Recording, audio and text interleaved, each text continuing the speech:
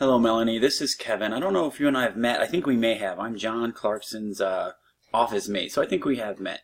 So first of all, I'm going to take you through everything, but I think the main point you really want to look at first is lead versus non-lead, which we really don't distinguish anymore, but if you want to, you can. So the first thing is, if you want to find the new website that I've created, go to faculty and staff. My dogs are in the background. I apologize. Faculty and staff, student learning outcomes. And then here is the website. I created this website so we can get away from SPOL because it was a nightmare. Not just for me, but for Dixie as well. And when our fellow faculty had to input their information there, it was just a nightmare. So the first thing you want to do is let's take a look at the schedule of SLOs and PLOs. So here I have a schedule of the SLOs and PLOs by department. And then here I have a comprehensive program review cycle schedule. What I did is SLOs need to be completed every 3 years, and so does the comprehensive program review. So I thought if the English department's doing their 3-year review in the fall, why don't we make sure all of our SLOs are done by that same fall? That way, when we do the program review, we have the SLOs and PLOs finished. Two birds, one stone. It keeps us on track. Again, however, each department's different. They can do it the way they want, as long as they're done in 3 years. Some departments may want to do it more than 3 years to collect more data. However, 3 years is what the accreditation wants. But let's go to the schedule for a course. Here, Dixie put together this beautiful spreadsheet. And if you notice, it's English, and then let me find your speech. I'm going to put you on pause. Hold on. Okay, Melanie, I'm back. So what I did is I scrolled down to the department that you're in, which is World Language. I think you're under Communication. And then what I come down here is I look and I see Communication 100 goes to Communication 180. So what I would do is, in terms of leads, would be, so let's take a look here. Let's say Communication 100. Here you have 5 SLOs. If I were you guys, first of all, maybe get them down to 3. It's up to you. If you want 5, keep 5. But let's say that you and, what's her name with the dog? I can't think of her name. But let's say you and another teacher are both doing oral communication. Maybe there are 3 people who are teaching Communication 100. Oh no, she teaches American Sign Language. Sorry about that. Or does she teach speech? She teaches speech, sorry. Anyway, there are 3 teachers who are teaching Communication 100. What you'll want to do is have one person out of the 3 there be the lead, which means all other people would send you the information on the SLO that you are going to measure. You can do 1 or 2 at a time. So I think that makes it easier. What we do in the English department is everyone sends Michael their information, and then Michael and I get together and we put it all in one big batch. Like we would put Communication 100 all together, and then we enter it once.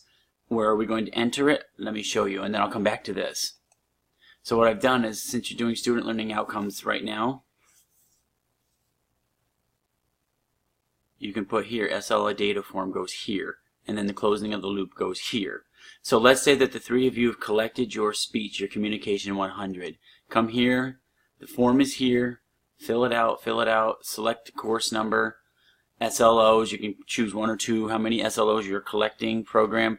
Here I give you little boxes on what we are looking for, and then let's say that you are doing CRN. Say your CRN was 1111, but the other 2 teachers were different. Put them down here, or anywhere that I know that, or maybe the data results. You might want to say, this SLO form was for blah, blah, blah. It covered CRN 111, 1113, 1114.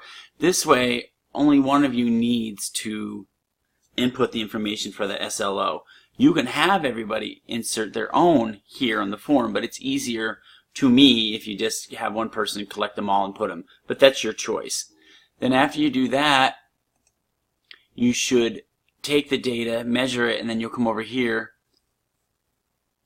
You'll take the data, say you did 1111 SLO1.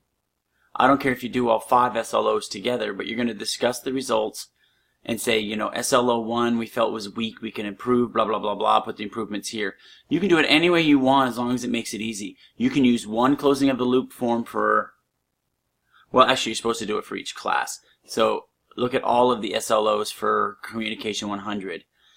Discuss and summarize, and then improvements. How can we improve SL1, 2? Maybe you may decide that instead of having 5 SLOs, you guys want to drop down to 3. That's up to you, and then it gets submitted. So, again, the lead can do everyone's here, or each individual person can do it. It's a lot more forms. It's okay, because then I save them in an Excel spreadsheet that you can pull up later. Let me show you what that Excel spreadsheet would look.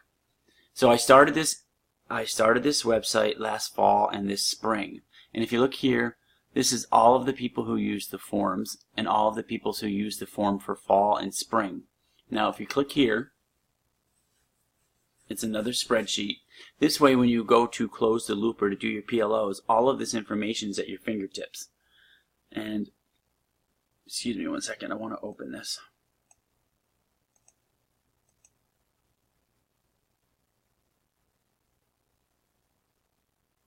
So last fall and this spring, this is the first time I used it.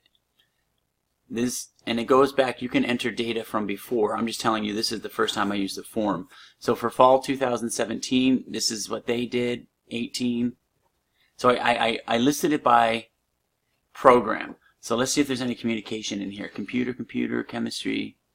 So nothing has been entered from the communication department or your area last fall or this spring. It doesn't mean you're in trouble. It means you can enter any previous data you have, enter it into the forms now, and then it'll be under that year for collection that I collected. So see here, spring, fall, spring, music, and then what I did was here is this is the form, the underbelly of it. So this group did Agriculture 100, CRN was this, they did SLO number 2. It's for general ed. They used a paper. Student will present, blah, blah. All of this is here. And again, this form is here for you when you guys decide to do your closing of the loop for SLOs and then when you complete your PLOs. Let's go to PLOs next. I hope I'm not confusing you. If I am, I'll see you in person. We can talk about this as well. It's a lot. It took me a long time to get this all organized.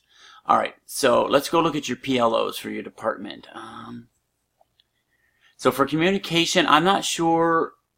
Yeah, I think you guys would have to do communication. Probably, if I were you, you can do this any way you want. You can do an interview. You can do a survey. Anything you want that's going to give you information based on students who took your communication classes. And a lot of people are taking the last course and using that to measure their PLOs. So if you take argumentation and debate, communication 150, let me see where your PLOs are, unless your PLOs are grouped as the whole department. Okay, here, communication studies for transfer. Parliamentary debate. These are very good.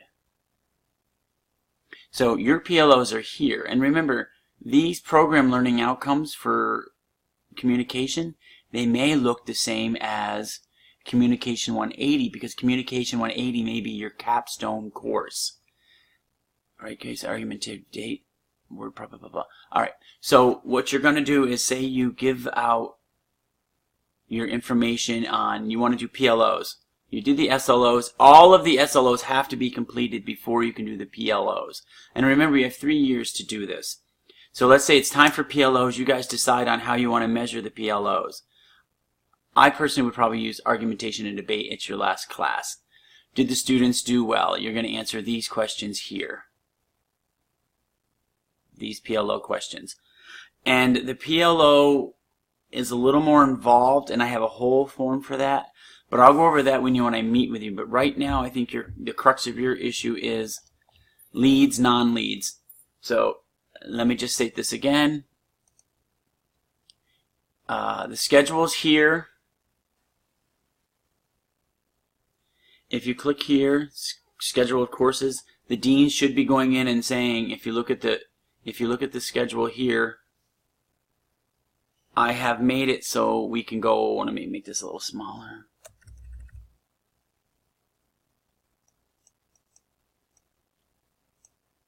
Planned all the way out to 19. So the dean should have sat down, or maybe whoever, if you're in charge of the communication area, you type in when you want these completed. This way, if the other communication or speech teachers want to know what PLO we're doing, You already have it checked in here. A lot of deans haven't done this yet, but you can go ahead and put it in. This is the schedule.